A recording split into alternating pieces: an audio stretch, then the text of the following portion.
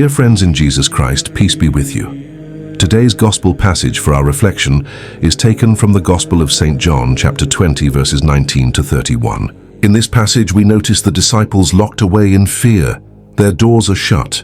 They are afraid of the Jewish leaders, but perhaps even more afraid of facing Jesus, because when he was arrested, most of them ran away. Yet Jesus comes to them to establish peace and make them strong. Jesus never asked them, "Where were you when I needed you?" or "Why did you abandon me?" But instead he says, "Peace be with you." This is where we find divine mercy in action. Jesus doesn't hold grudges. He doesn't bring up their past failures. His love is stronger than their fear, deeper than their guilt, and wider than their betrayal. He shows them his wounds, not to shame them, but to say, "This is how much I love you."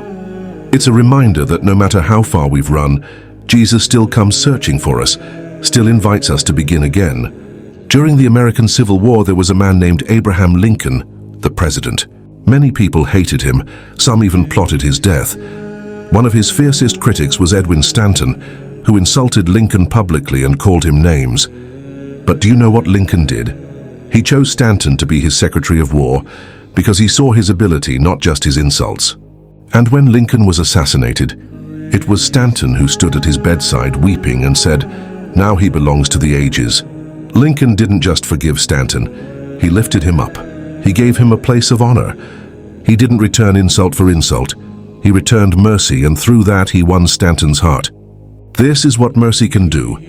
It can change enemies into brothers. It can turn pain into peace. We are called to show mercy to everyone and give a place of honor. In the gospel, we notice Jesus once gently asked, "Peter, do you love me?" 3 times he asked the same question, one for each denial. Then Jesus said, "Feed my sheep." In other words, I still trust you, I still choose you, I still have work for you.